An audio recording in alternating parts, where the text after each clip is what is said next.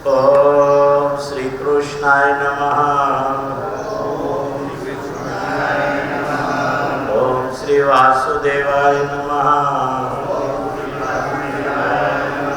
ओम श्री नरनारायणाय नमः। ओम श्री प्रभवे नमः। ओम श्री भक्ति धर्मात्मजाय नमः। ओम श्री अजन्मने नमः। ओम श्री कृष्णाय नमः। ओम श्री नारायणाय नमः। ओम श्री हरे नमः। ओम श्री हरे कृष्णाय नमः। ओम श्री घनश्यामाय नमः। ओम श्री धार्मिकाय नमः। ओम श्री भक्ति नंदनाय नमः। ओम श्री बृहद्व्रतधराय नमः। ओम श्री शुद्धाय नमः। ओम श्री राधा कृष्णेष्ट देवताय नमः। ओम श्री मरुत्सुप्रियाय नमः। ओम श्री काली भैरवाद्यति भीषणाय नमः। ओम श्री जितेन्द्रियाय नमः। ओम श्री जिताराय नमः।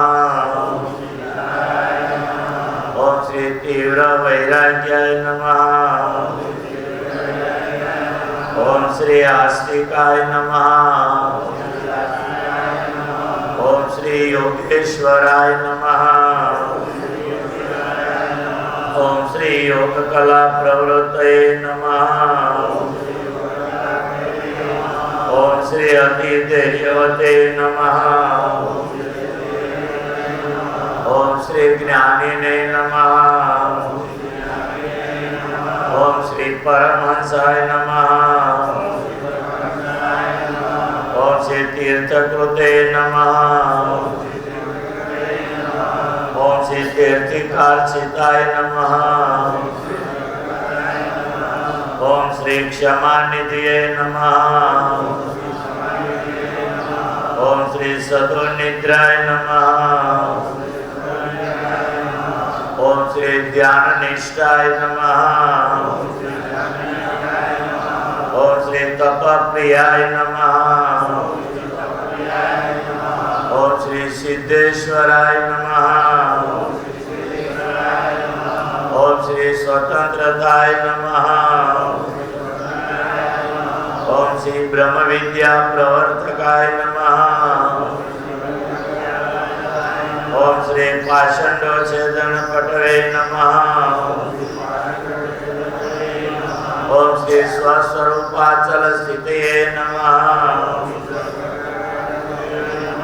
ओम श्री प्रशांत मूर्तये नमः।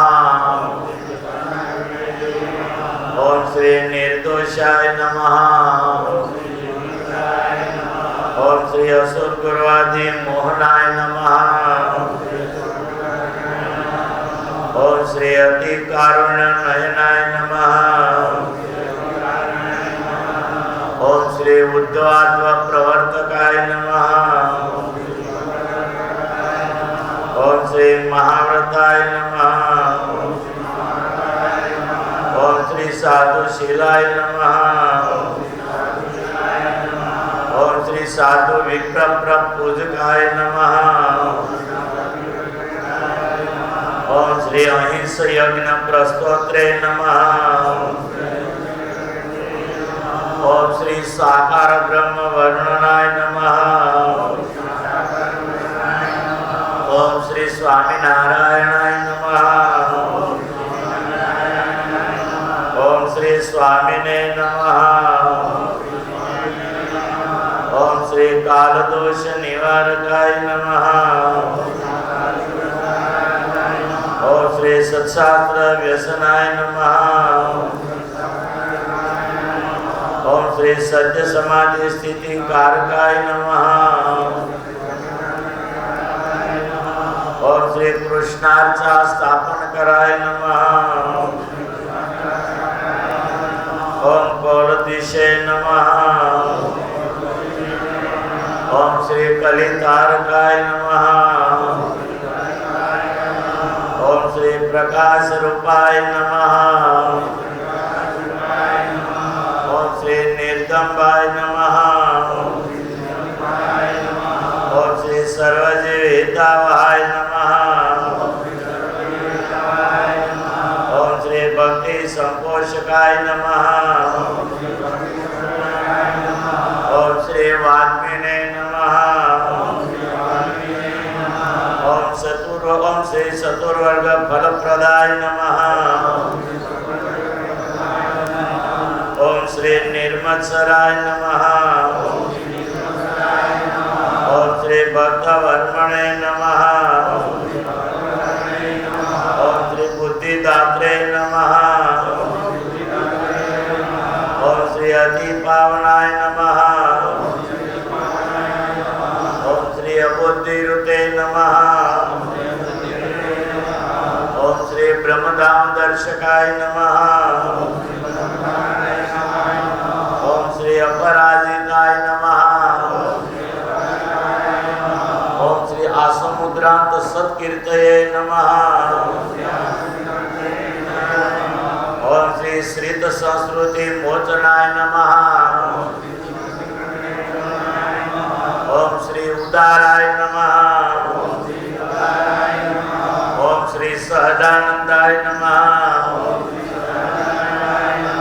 ओम श्री साध्वी धर्म प्रवर्तकाय नमः। ओम श्री कंदर्प दर्प दलनाय नमः। ओम श्री वैष्णव क्रतुकारकाय नमः। ओम श्री पंचायतन सन्मानाय नमः। ओम श्री नेष्टि व्रत पोषकाय नमः।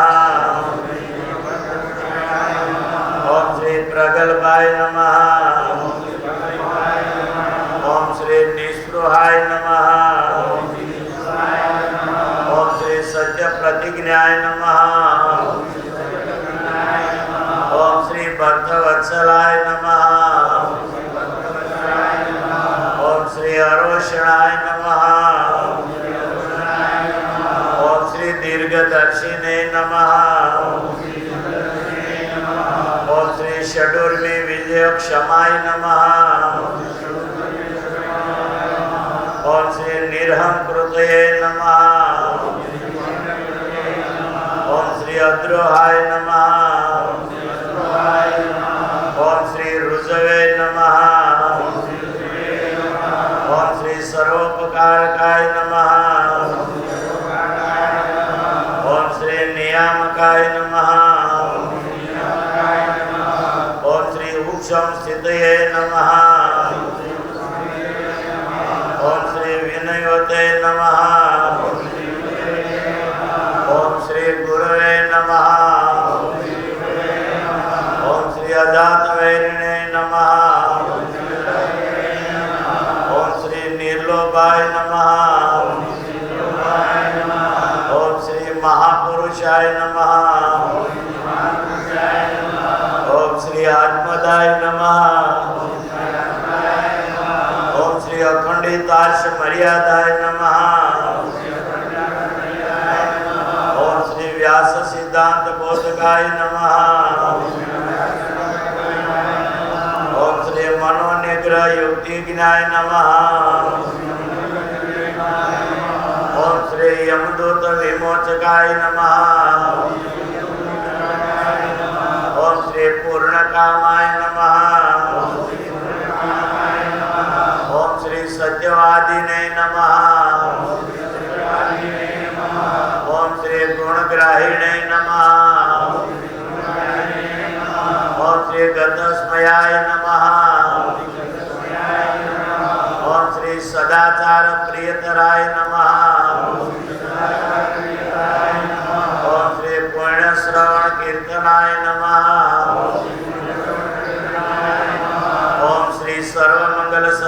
નાના ગુણ વિશેષિતાય નમઃ. ઓમ શ્રી નર નારાયણાય નમઃ. ઓમ શ્રી લક્ષ્મી નારાયણાય નમઃ. ઓમ શ્રી રાધા રમણાય નમઃ. ઓમ શ્રી મદન મોહનાય નમઃ. ઓમ શ્રી નર નારાયણાય નમઃ. ઓમ શ્રી ગોપીનાથાય નમઃ. ઓમ શ્રી ધર્મ ભક્તિ વાસુદેવેભ્યો નમઃ. ઓમ શ્રી ઘનશ્યામાય નમઃ.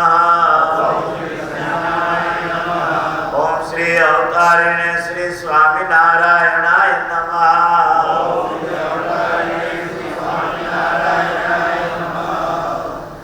શતાનંદ સ્વામીએ સત્સંગી જીવન ગ્રંથ લખ્યો. એમાં જે ભગવાનના ચરિત્રો હતા એમાંથી હલ્લો કરી અને એક એક ચરિત્રમાંથી એક એક નામ બનાવ્યું. એવા 1000 નામનું સ્તોત્ર બનાવ્યું, જેને સર્વમંગલ સ્તોત્ર કહેવામાં આવે છે. પણ એમ થયું શતાનંદ સ્વામીને કે કળયુગના માણસને 1000 નામનો પાઠ કરવાનો ટાઈમ નહીં હોય. સવારે નાહી ધોઈ પૂજા પાઠ કરી નાસ્તો કર્યો, કીટ મારી મંદિરે ઉતાવળે દર્શન કરીને ઓફિસ ભેગા. આવો જ્યારે અજંપા ભેરો સમય કળયુગમાં આવશે ત્યારે લોકો સવારે 1000 નામનો પાઠ કરવાનો એને ટાઈમ નહીં. એટલે સ્વામીએ 1000 નામમાંથી પાછું ફલો કરીને એમાંથી હારા નામ ચૂંટી કાઢ્યા. 108 નામનું જન્મમંગલ સ્તોત્ર બનાવ્યું. એ 108 નામ, એમાં ઘણા નામ તો વન વિચરણના ચરિત્રોના છે. તપ પ્રિયાય નમઃ આ વન વિચરણનું નામ છે. મરુત્સુત પ્રિયાય નમઃ આ વન વિચરણનું નામ. અને કાલી ભૈરવાદ્યથી ભીષણાય નમઃ એ પણ વન વિચરણમાં બનેલું નામ છે.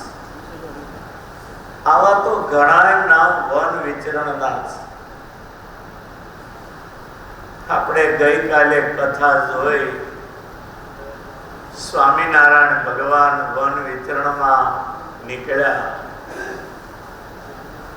સંવત 1849 ના અષાઢ સુધી દશમે વહેલી સવારે 3:30 વાગે ધર્મદેવનું સમૃદ્ધિથી ભરેલું ઘર મૂકી ધર્મ દાદાના ઘરનું કાંઈ ન લેતા એક લંગોટ અને 3 ફૂટનો આચ્છાદન ટુકડો શરીરે વીંટવા એ મર્યાદા માટે પહેરે કપડે કંઈ પણ લીધા સિવાય ધર્મદેવનું ઘર છોડીને ભગવાન વનમાં ચાલી નીકળ્યા.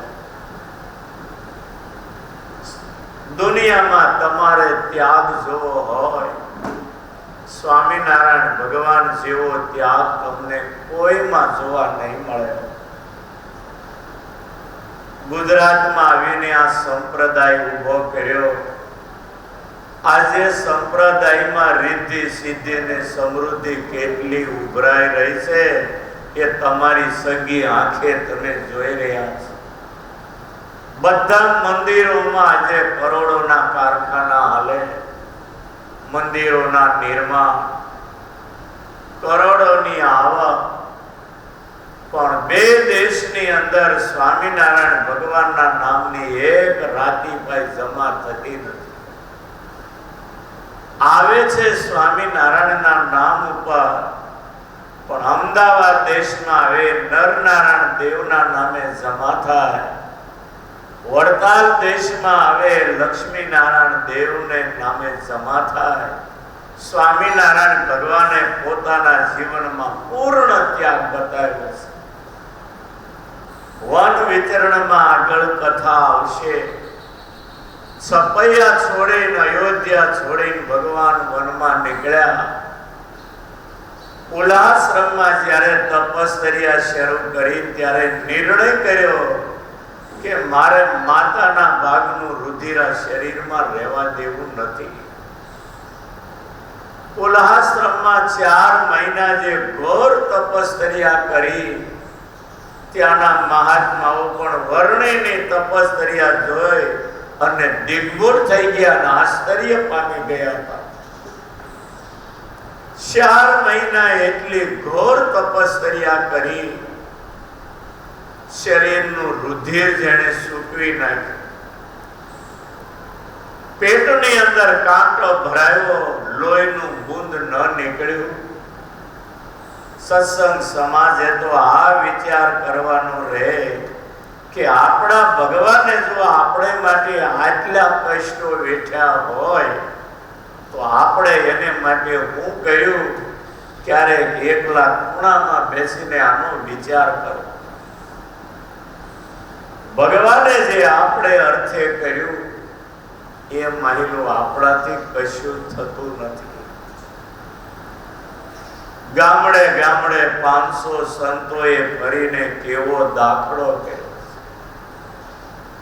કરોડો જીવના કલ્યાણ માટે મહારાજ અને 500 સંતોએ જે કર્યું એના ઋણમાંથી આપણે કોઈ છૂટી શકીએ એમ નથી.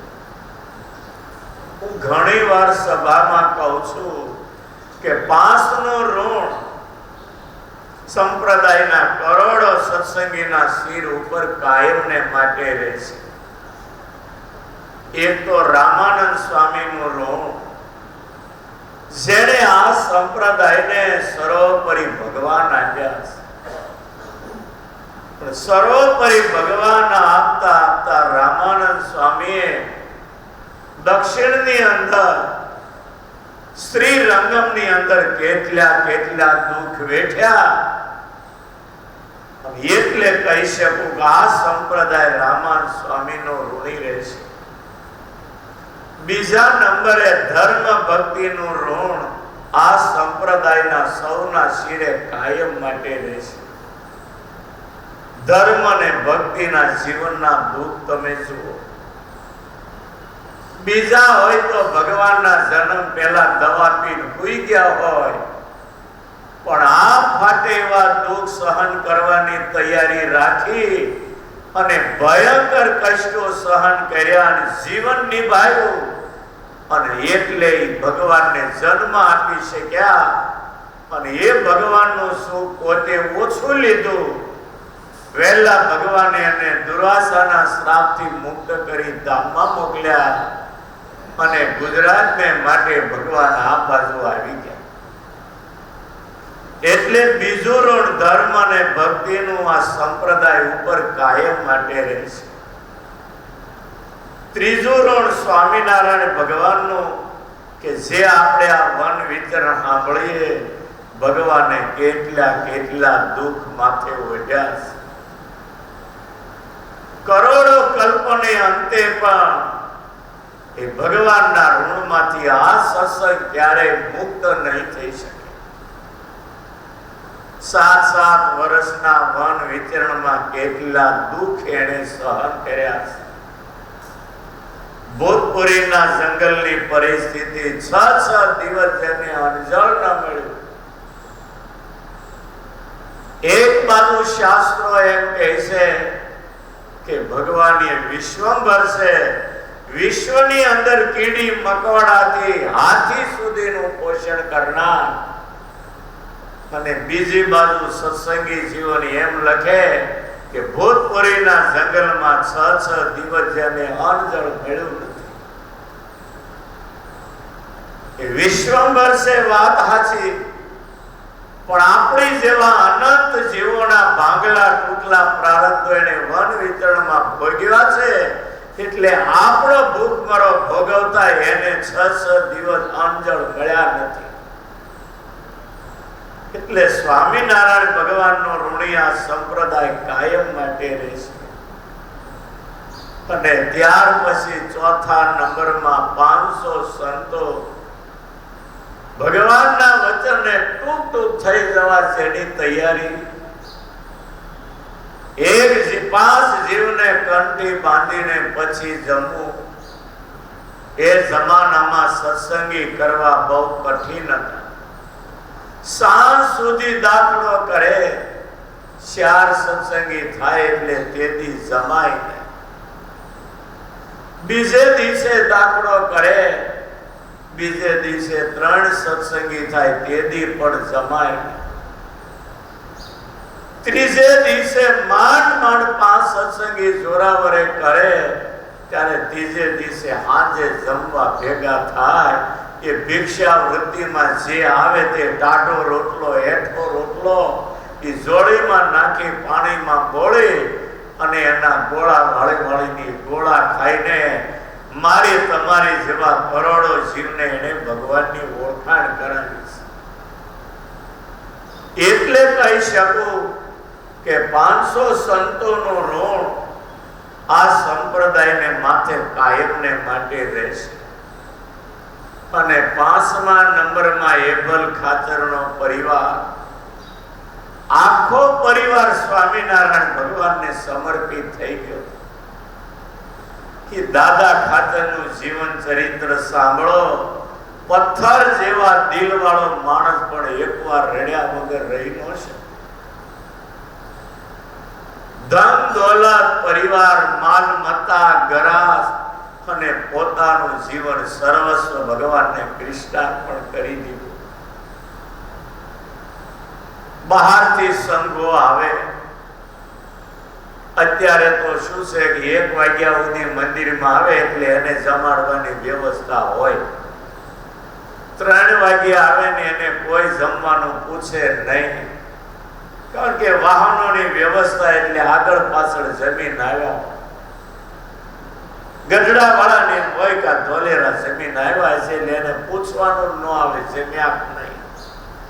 પણ એ સમયની અંદર ભગવાનના સમકાલીન સમયમાં પૈદલ હાલીને સંઘો આવતા. તેથી નહોતી ફોનની વ્યવસ્થા, તેથી નહોતી તારની વ્યવસ્થા. અણધાર્યો સંઘ 1:30 વાગે બપોરે ગઢડા આવે. દાદા ખાચર જોઈ જાય ને એટલે કડાયા સડાવી દેતા. ભગવાન પાર્ષદને કહે, દાદા ખાચરને કહેજો આ 150 નો સંઘ આવ્યો છે, જમવાની વ્યવસ્થા કરે. ભગવાને પાર્ષદને મોકલ્યા હોય ને પૂછવા જાય ને ત્યાં તો કડાયું દાદા ખાચરે પહેલા ચડાવી દીધું. ટૂંકમાં વધારે તો શું કહો, પણ તમે તમારા દીકરાની, તમારા બાપની ચિંતા કરો એવી ચિંતા તો દાદા ખાચરે લાખો હરિભક્તોની, સાધુની કરી હતી. અમથું વચનામૃતના પાને પાને દાદો ખાચર નથી આવતો. એનો બાપ તો સંન્યાસી વાનપ્રસ્થ જેવું જીવન જીવ્યા છે. કારિયાણીના માચા ખાચર દ્વારા જ્યારે જાણ્યું ભગવાન કારિયાણી આવશે ત્યારે મારે ત્યાં ગઢડા આવશે, એ ભગવાનની રાહ જોતા એબલ ખાચરે પરિવારની દીકરીઓને, ઘરનાને કહી દીધું, ધારણા પારણાને સાંદરાને શરૂ કરો, જલ્દી ભગવાન આપણને દર્શન દેવા. એબલ ખાચરે એટલા ઉપવાસ કર્યા, શરીરમાં લોહી સુકાઈ ગયું, નાડીઓ સાંભળી હારે ચોંટી ગઈ. સત્સંગી જીવનમાં લખ્યું કે વનિનો યથા તપો દબ્ધાંગ રુધિરસ તથા. એબલ ખાચરના શરીરનું લોહી સુકાઈ ગયું, તપ કરી અને વાનપ્રસ્થની જેવું જીવન જીવ્યા એવું લખ્યું. વનિનો યથા, જેમ વાનપ્રસ્થો જીવે એવું જીવ્યા.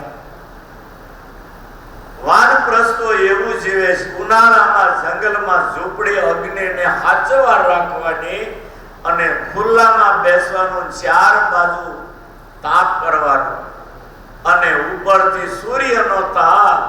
એ વાનપ્રસ્થો પંચાગ્નિનું સેવન કરતા એવું જીવન એભલ ખાચર ગરાસની વચ્ચે રહી જીવ્યા. અમથા સ્વામિનારાયણ એને ઘરે આવીને 30 વર્ષ નથી રહ્યા. એના તપ અને સાધનાને જોવો, આપણી આંખોમાં પાણી આવી જાય.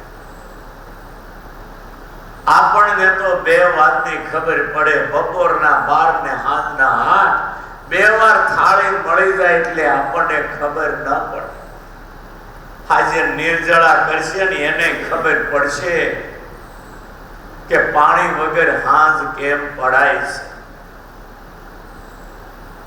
એ માહિલું તો ભગવાન અને સંતોએ કર્યું, એ માહિલું તો આપણે કાંઈ નથી કર્યું.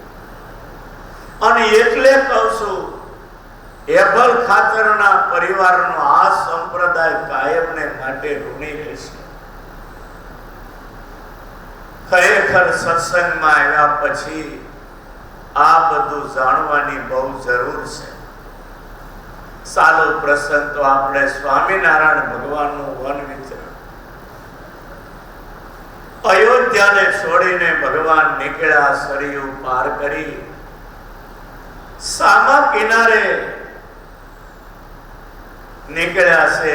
ત્યાં આખા શરીરે કસરું ચોટી ગયેલું કાઢી કિનારા ઉપર કસરું દૂર કરી સરયુમાં નાય એક ઝાડ નીચે પ્રાતઃ સંધ્યા કરવા બેઠા. હનુમાનજીનો એવો નિયમ હતો, ધર્મદેવ જ્યારથી છપૈયાથી અયોધ્યા રહેવા આવ્યા ત્યારથી હનુમાનજીનો નિયમ હતો કે ધર્મદેવના ભવનમાં સવારે ઘનશ્યામનું દર્શન કર્યા વગર હનુમાન ગઢીના પૂજારીનું અન્ન જળ કે ફળ કઈ સ્વીકારવું નહીં. એ રાબેતા મુજબના નિયમ પ્રમાણે હનુમાનજી સવારે અયોધ્યામાં ધર્મદેવના ભવનમાં ઘનશ્યામનું દર્શન કરવા આવ્યા. જોયું તો ઘરમાં ઘનશ્યામને ન જોયા, મારુતિ અકળાયા છે. ભગવાન ક્યાં ગયા છે? આજુબાજુની ગલીઓમાં જોયું. સેવક એને અયોધ્યાની ગલી ગલીઓમાં નજર ફેરવી, ક્યાંય ઘનશ્યામનો પતો ન લાગ્યો.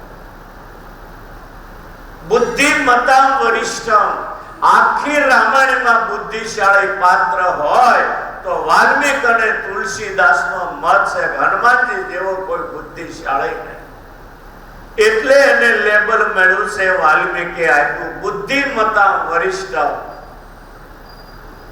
એ હનુમાનજીને થયું કે આજે મોઢા ઉઠ્યા હોય ને તો સરયુએ સ્નાન કરવા ગયા છે. સરયુના કિનારે મારુતિ આવીને જોયું, ત્યાં પણ ક્યાંય ઘનશ્યામનો પત્તો ન લાગ્યો. જેને નીલકંઠ વર્ણી ઘનશ્યામમાં અતિ પ્રેમ, એ હનુમાનજી સરયુ કિનારે અકળાઈ ગયા છે. ઘનશ્યામને ક્યાંય ન જોયા એટલે રામ ઘાટની શિલા ઉપર પદ્માસન વાળી બેઠા.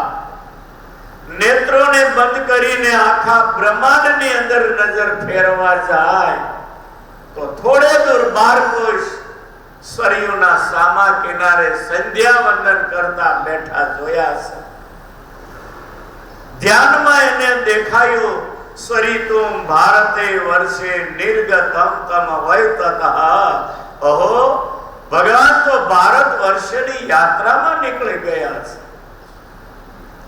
નેત્ર ખોલીને કિલકિલ શબ્દ બોલીને જે સલામ મારી સરયુના સામા કિનારે દૂર દૂર જ્યાં ઘનશ્યામ મહારાજ બેઠા ત્યાં ઠેકડો મારી નીચે આવ્યા છે. સરયુના આ કિનારે અયોધ્યાના તરફના કિનારે હતા ત્યારે ઘનશ્યામ મહારાજ નામ હતું. સરયુના સામા કિનારે નીકળ્યા પછી નામ પડ્યું છે નીલકંઠ વર્ણી. હનુમાનજી એની સામે બેઠા વર્ણિ તો ધ્યાનમાં હતા. જ્યાં ધ્યાનમાંથી જાગ્યા ને વીર આસને બેઠેલા હનુમાનજીને જોયા, એકદમ નીલકંઠ વર્ણિ હેતાઈ ગયા. ઓ લે મારુતિ, તમે આઈ ક્યાંથી?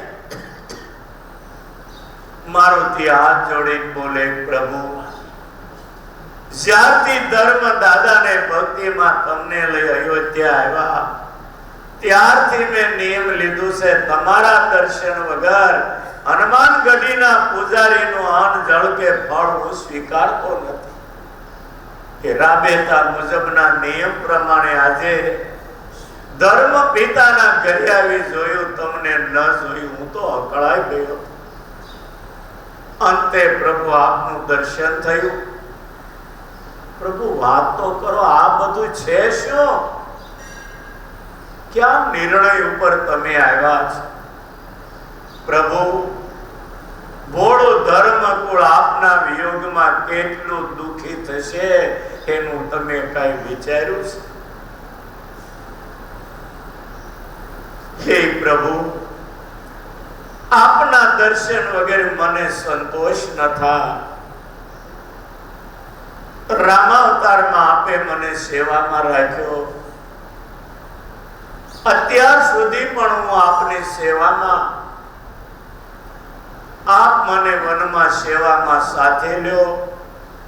આપની સેવા કરીને મારું જીવન હું ધન્ય કરવા માંગુ છું.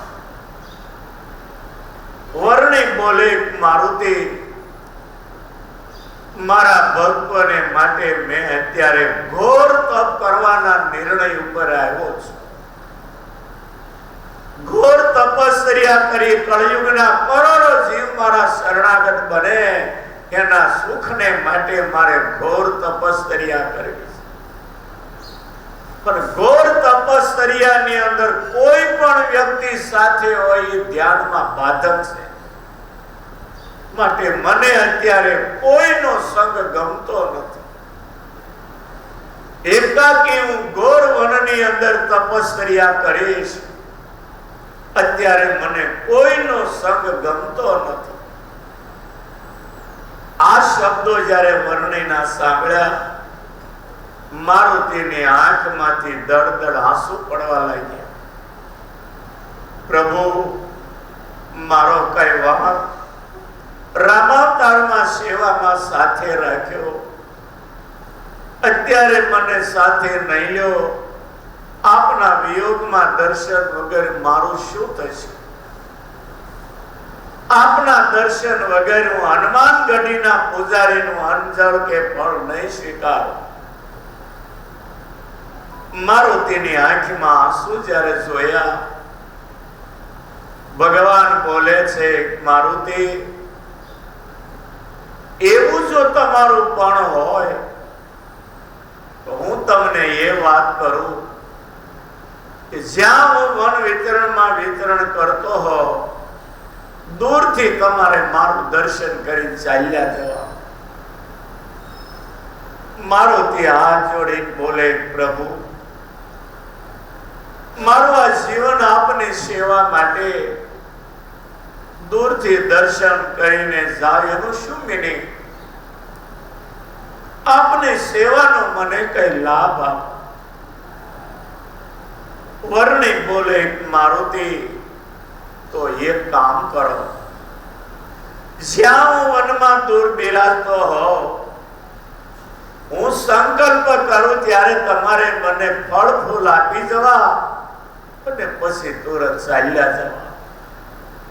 હનુમાનજીને જરા સંતોષ થયો. વર્ણિ હાથ જોડીને મારુતિને કહ્યું, મારુતિ, તમારા દર્શનથી આજે હું ધન્ય થયો. મારી વન યાત્રામાં હવે કોઈ વિઘ્ન નહીં આવે મને ખાતરી થાય છે. હે મારુતિ, તમે વાનરી યોનિમાં પણ તમે મંગલ મૂર્તિ છો. કોઈ પણ માણસ શુભ કામ માટે એ ઘરેથી નીકળીને પરગામ જશે અને એ વખતે જે શુભ સંકલ્પ કરી નીકળ્યા હશે પણ તમને યાદ કરી નીકળશે તો એના શુભ કામ બધા સફળ થશે. આ હું તમને વર આપું છું.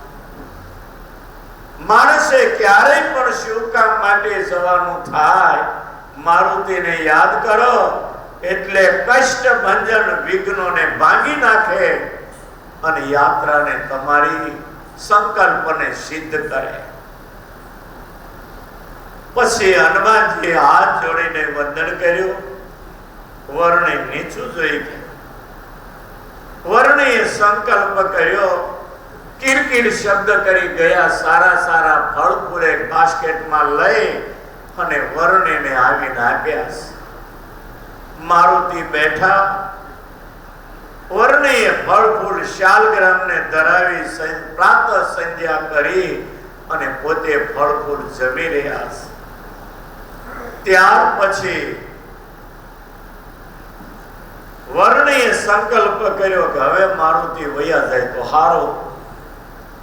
ભગવાનના સંકલ્પને સમજનારા મારુતિ વંદન કરીને કિલકિલ શબ્દ કરતા અયોધ્યા તરફ હનુમાન ગઢીએ જઈને મૂર્તિમાં લીન થયા છે. નીલકંઠ વર્ણી હવે ત્યાંથી આગળ ગતિ કરે.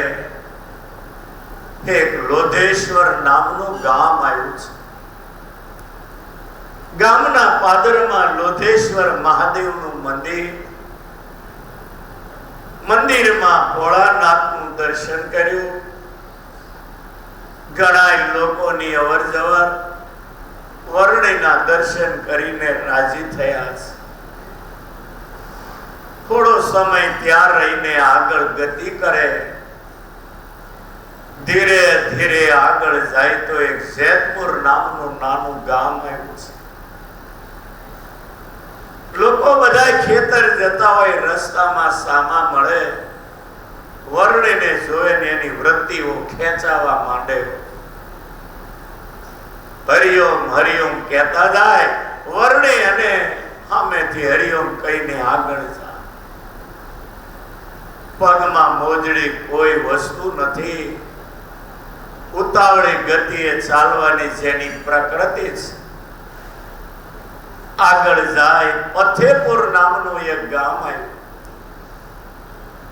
ત્યાંના મુમુક્ષુઓને દર્શન દાન દઈ આગળ જાય તો એક ખેરીલાપુર નામનું સિટી આવ્યું છે. ત્યાંથી બાયપાસ માંથી આગળ નીકળ્યા છે. સિટીઓમાં જવું એ વર્ણીને જરાય ગમતું નહોતું. ભારતની મહત્વની સિટીઓ તમે જુઓ, ત્યાં વર્ણી નીકળ્યા પણ સિટીમાં નથી ગયા. એક મુક્તાજમાં ગાયકવાડને વડોદરામાં ઉતાર્યા એટલે વડોદરા સિટીમાં રાત રહ્યા. બાકી કલકત્તામાં બાયપાસથી ગંગા સાગરથી નીકળી ગયા. દિલ્હીમાં પણ ન રહેતા બાયપાસથી નીકળી ગયા. મદ્રાસમાં પણ ન ગયા, બાયપાસમાંથી ભૂતપુરી તરફ નીકળી ગયા. તમામ સિટીઓનું હાસ. વર્ણીઓને સિટીઓ રાજસ હોય, રાજસ સિટીઓ જરાય ગમતી નહોતી. ખેરીલાપુરથી વર્ણી આગળ જાય. આગળ જતા જતા એક નાનું ગામ નદીના કિનારે આવ્યું છે. કાંઠા ઉપર એક નદીના કિનારે સારો ગાર્ડન, એમાં બંગલો. ત્યાંના માલિકે બંગલામાં અગાશીમાં ઉતારો આવ્યો. ઝરમર ઝરમર વરસાદ વરસતો. મોરલાઓ ટહુકા કરે. વર્ણી બહુ રાજી થયા છે. મોરલા ટહુકા કરે તેને હોકારા આપે. અને તુલસીદાસના પદો વર્ણી ત્યાં એવા સરસ બોલે. લોકો આવી આવીને હાથ જોડીને ઉભા રહે. એક ખેરીલાપુરથી થોડું રોકાઈને આગળ ગતિ કરે. બહાદુરપુર નામનું ગામ આવ્યું. ત્યાંથી આગળ ગતિ કરે. નૈમિષારણ્ય ક્ષેત્રમાં આવ્યા છે. નૈમિષારણ્ય ક્ષેત્ર એ ભારતનું અપૂર્વ અને અજોડ તીર્થ.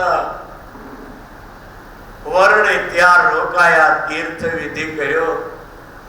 કે નૈમિષારણ્ય ક્ષેત્રનો મહિમા આપણે આવતીકાલે સમજીશું. પાલા ભક્તો, આજે નિયમની મોટી એકાદશી. હમણાં મેં કહ્યું ભગવાને આપણા માટે કેટલું ઘોર તપ કર્યું, આપણે માટે કેટલા દુઃખ વેઠ્યા, આપણે એને માટે કાંઈ નહીં કર્યું. એકાદશી એમાંય ચાતુર્માસની 3 એકાદશી આભાગ 11 કઈ છે. આભાગ 11 એટલે અષાઢ, ભાદરવો અને કાર્તિક. આ ભાગ 3 એકાદશી નિર્જળા કરે ને એને 26 એકાદશી નું ફળ મળે છે. વળી નિયમની મોટી એકાદશી આ દેવકોટી કાર્તિક સુધી 11 છે પ્રબોધની એટલે જાગવાની, અને ભાદરવા સુધી આવે પડખું ફેર્યાની. 4 મહિના ભગવાન હોઈ જાય એટલે કે બલીને ત્યાં પતાળમાં જાય. આપણે ભગવાન વંચિત થઈએ એટલે ભક્તોએ 4 મહિનાના નિયમો લઈને ભક્તિને વ્રતો કરવા કે કાર્તિક સુધી 11 ઉપર આવીને આપણને દર્શન આપે. ધન્ય બલીની ભક્તિ કે બલીની ભક્તિને વશ થયેલા ભગવાન 4 મહિના એના ગેટ ઉપર દર્શન દેવા માટે ઉભા રહેવા. આજે ગયા છે રાત્રે, હવે કાર્તિક સુધી 11 ઉપર આવશે, ત્યાં સુધી આપણે વ્રતો કરવા. અને મહારાજે શિક્ષાપત્રીમાં નિયમો આપ્યા છે, અને પત્રમાં પણ મેં મોબાઈલમાં બધાને નિયમો લેવાની ભલામણો કરી. કોઈ 11 નિયમ માળાનું, કોઈ 25, 50 એ 100 માળાના નિયમ લેજો. ખાસ કરીને કથા વાર્તામાં બેસવાનો નિયમ લેશો, એ તમને બહુ મોટો લાભ કરનારું થશે. કારણ કે કથા વાર્તા સિવાય માણસમાં કોઈ દી રૂડા ગુણ આવતા નથી. મહારાજ વળી વળીને બોલ્યા છે, માટે આજે એકાદશી નિયમની સૌ વિશેષ નિયમ લેજો. અને વધારે તો મંગળા શણગારમાં અવાય, કથા વાર્તામાં બેસાય, અને કમસે કમ બધાય 25 માળાનો નિયમ લેજો. એવી મારી આપ વહાલા ભક્તોને હેત અને ભાવને, લાગણીને મમતાથી કહું છું કે બધાય 25 માળાનો નિયમ લઈ અને ભગવાનને રાજી કરજો. ભગવાન તમારી સૌની ઉપર ખૂબ રાજી રહે, સર્વ પ્રકારે સુખી રાખે, તમારા મનોરથ પૂરા કરે.